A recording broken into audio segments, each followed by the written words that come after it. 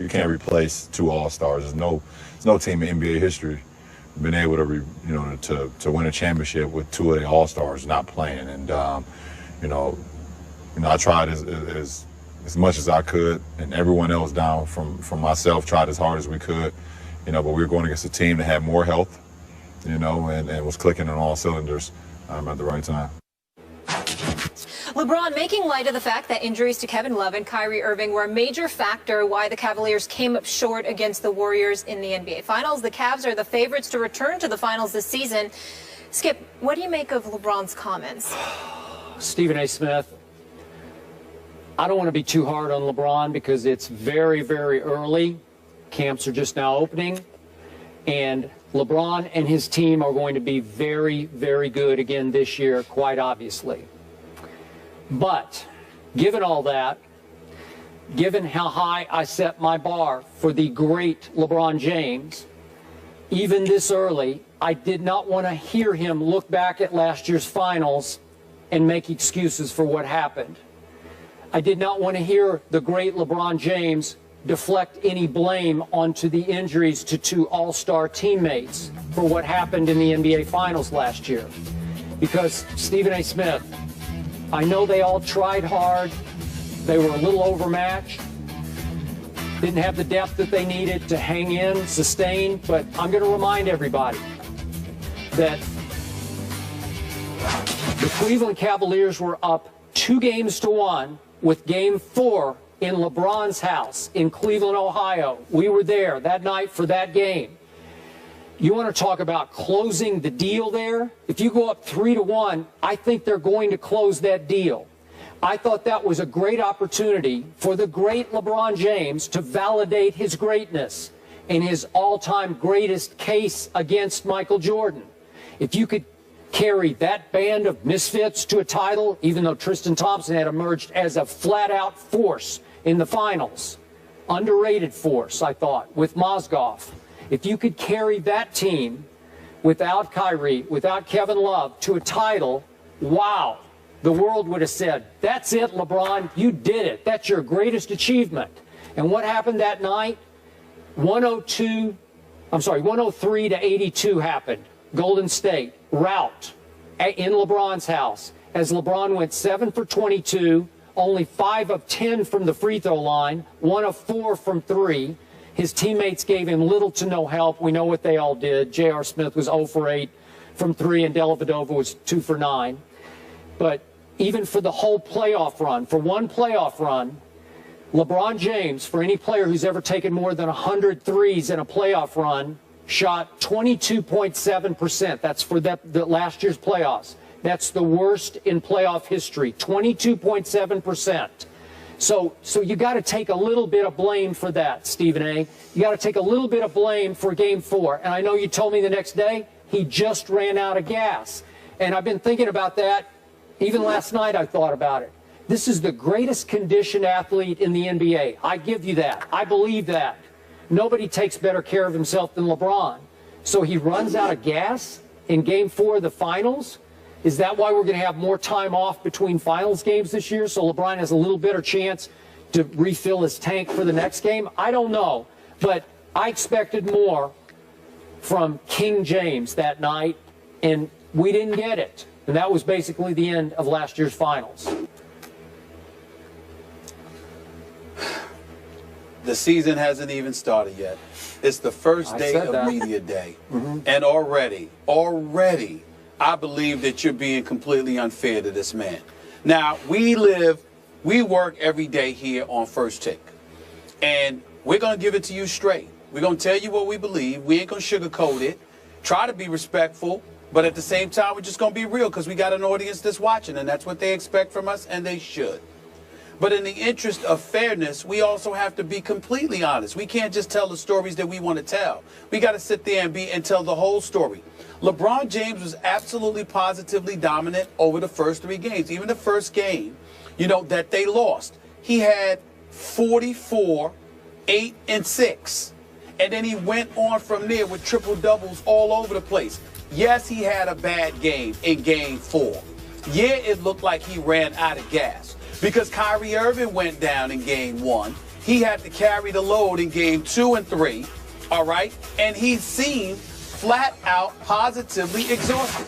You were there in Cleveland. You saw how rabid those folks were. You know that LeBron James didn't have the luxury of just playing a basketball game, the interviews and everything else, just the whole atmosphere, the adrenaline rush. It conceivably got the best of him. So what does he do? After that bad game where he sat up there and didn't play well and looked completely fatigued, where Matthew Dellavedova, who you were raving about, acting like this dude was Kyrie Irving, he ends up shooting 3 for 14 in that game. And then J.R. Smith also shot 2 of 12 in that same game. The very next game, which was game 5, LeBron had 40, 14, and 11. They still lost that game. And then the closeout, because he got no help, and then the closeout game 6, he had 32, 18, and 9. What I'm saying to you is that when you look at the Golden State Warriors, they're either great or they're not. This wasn't about Steph Curry. This was also about Andre Iguodala. This was about Steve Kerr making that adjustment, inserting Andre Iguodala into the starting lineup, seating Andrew Bogut. And then after that, running the ball up and down the floor. Remember, the first couple of games, Golden State was very methodical in trying to match the size of a Tristan Thompson with Mozgov in terms of putting in a big lineup of their own. So you played at a slower pace. LeBron was able to catch a breath. As a result, he wasn't as worn out. And then Steve Kerr made that adjustment. You can't sit there and appreciate the greatness of what we're seeing from Golden State all year long and then ignore that because you want to get on LeBron's performance in one game out of 6 in the NBA Finals, where the other 5, the brother showed up. I would be the first to get on LeBron James. Hell, he still hasn't gotten over how I called him out when they played badly against Dallas when he was with Miami. But that is the only thing that I have to say about LeBron, which he openly later admitted that he could have played better in that NBA Finals, similar to James Harden being sensitive because of how he disappeared in the Finals against Miami, which is the only negative thing I've ever said about him, really. But when you look at LeBron and how he played last year in that Finals without Kyrie Irving and without Kevin Love for those last 5 games, and with J.R. Smith, admittedly, being one-dimensional, knowing that he's too talented to just be some daggone spot-up shooter, that he should be doing better than that. There is no question that this is one legitimate time, actually the second time, because the first time he lost to the San Antonio Spurs in 2007, we all knew that their championship was getting to the finals. They had no shot against the Spurs. And last year, after Love and Kyrie went down, come on now, the only hope they had was for LeBron to be LeBron and to get a speck of help. And he got no help offensively those last 3 games. You got to be fair enough to say that, Skip. You can't ask that man to do but so much. That's not right. Can. That's just How many times last year did I agree with you, LeBron James is the best player on the planet? Did I not always say, you're right, he's the best player? Yeah. Okay, so if the best player gets it to 2-1 Cleveland with another game in Cleveland, man, I'm going to expect him to be the best player on the planet that night, and he was not. I also would expect him yesterday to say, you know what, we were up 2-1, and I ran out of gas. If he'd said that yesterday, I'd say, I got it. I feel you, because it sure looked like you ran out of gas. Yes, you would have got on it for saying that. I would not. You would have got on it for saying that. You would have said he must have drank a couple of Sprites, or he must not have worked out, even though he's a workout dude. You would have said something if he had said, I just ran out of gas. Well, yes, you would have. And by the way, Skip, let's keep in mind, I would agree with you.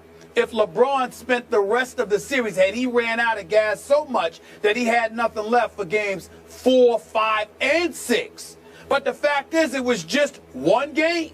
You know, it ain't about comparing him to Jordan or anybody else. It's about understanding that even though he's the best player in the world, Golden State was the best team in the world last year. They played better than everybody else, and they have more weapons, along with the reigning league MVP, who is the greatest shooter we have ever seen. They went small, and they were running up and down the court. They changed the pace. You also acknowledge that there were some issues with Black. and how he was learning the ropes in his first year as an NBA coach. You acknowledge that J.R. Smith has to do better and has to do more, because when he's not shooting well, he doesn't seem to do anything right, and now he has to graduate from that position. You acknowledge that Iman Shumpert can defend, but he is no shooter. All of a sudden, an epiphany hits you, and you recognized and remembered that Matthew Dellavedova is Matthew Dellavedova, a serviceable player who belongs in the NBA, but he's no starting point guard. Wait a second. This is what LeBron was dealing with. What happened in Game 2 and Game 3? The deli was open, was it not? Did he played well? Did he not make some clutch plays and clutch shots in both those games? LeBron got his help. He got his help, and they're up 2-1. Well, I'm raising my bar. That's why I they were want the up best player on the planet to play better than he played at home in Game 4. That's why they were up 2-1. Okay. Hold on. That's why they were up 2-1. Yeah. Because he got a contribution from somebody else. Even when he was doing it by himself, he still lost Game 1.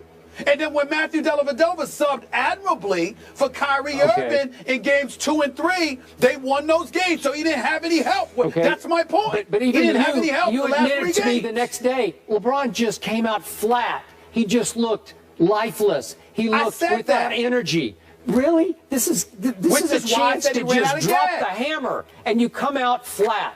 You come out drained. I don't get it. If you don't have it, Skip, you don't have it. Okay. What do you mean you don't get it? You see, that's where. Hold on, wait a minute.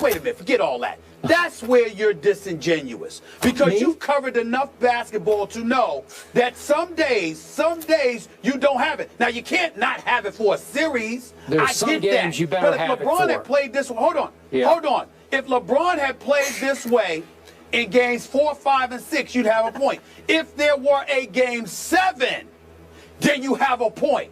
But if you up 2-1 and you don't show for game 4 because you out of gas, but you come back in games 5 and 6, then you got to acknowledge that man ran out of gas and call it what it is. You can't sit up there and just ignore all the stuff that was happening around him. That's not fair. Okay. That's not fair. I'm with you. The most fit player on the planet and the greatest player on the planet ran out of gas in a pivotal game 4. I'm with you. Oh, gentlemen. He had nobody. He had no help. We gotta go to break. You're just hating. We gotta go to break. You're just hating right now. That's what you do. No shows off for Skip on media day. Yeah. Hating on media day. You even wait till the opening of the season. Guys, here's the good news. Please. We get to see a healthy Cleveland team this year, and we can discuss after. No excuses, right? Yeah, that's not true. If they run into a healthy we don't know that about Spurs, we're gonna Kyrie. have a whole nother. Hopefully. We don't know that about Kyrie. Okay. We don't know if Kyrie gonna be healthy. Hopefully healthy. Yes. We'll leave it there.